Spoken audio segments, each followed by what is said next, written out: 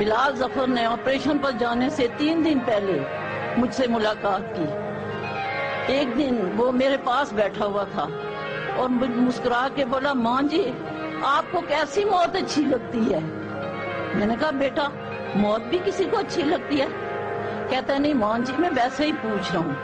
پھر ایک دم کھڑا ہو گیا اور گیٹ کی طرف مڑ کر کہا، ماں جی فرض کریں آپ ادھر ہی بیٹھی ہوں، یہ گیٹ کھلے اور 2 افسر آگے آگے آئیں اور آپ کے پاس آ کے سلوٹ کریں اور آپ کو کہیں ماں جی آپ کو بہت بہت مبارک ہو، آپ کا بیٹا شہید ہو گیا ہے، تو آپ کو کیسے لگے گا؟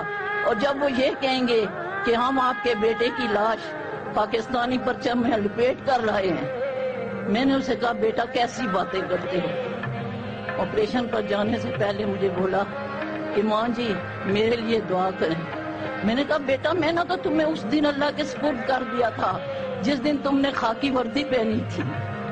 پھر کہتا ہے کہ ماں جی میرے لیے عزت کی دعا کریں۔ میں نے کہا اللہ تمہیں اپنی امان میں رکھے۔ میرا بیٹا آپریشن پر چلا گیا۔ میرے بیٹے کا آپریشن بہت ہی مشکل آپریشن تھا۔ بلال کو آخری اپنی خواہش پوری کرنی تھی، وہ آگے بڑھتا چلا گیا کہ اچانک ایک چھپے ہوئے دہشت گرد نے گولا اس کے سینے پہ داغا اور بلال شہادت نے ہنستے ہوئے اپنی جان ملک کی خاطر قربان کر دی۔ بلال شہید مسکراتے ہوئے شہید ہوا۔ میں نے جب اس کی شہادت کی خبر سنی تو میرا سر فخر سے بلند ہو گیا۔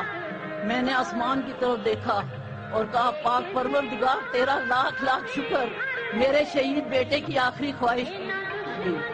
بلال ہمیشہ کہتا تھا ماں جی گولی میرا کچھ نہیں بگاڑے گی، مجھے لگے گا تو گولا اور وہ بھی سینے پہ۔ اس کی یہ خواہش بھی پوری ہوئی۔ میری طرح کی ہزاروں مائیں یہاں بیٹھی ہیں، میں ان کو صرف اتنا کہنا چاہتی ہوں آپ حوصلہ رکھیں، ہمت سے کام لیں۔ ایک بلال نہیں، ہمارے پاس ہزاروں بلال ہیں۔ اللہ تعالیٰ سے دعا ہے کہ وہ ہر ماں کو ایک بلال دے، اور جس وقت ایک بلال کی جگہ 10,000 بلال سر پہ کفن باندھے سرحد کی طرف دوڑ پڑیں گے، دہشت گرد تو کیا دنیا کی کوئی طاقت انہیں روک سکے گی۔ ماں تجھے سلام۔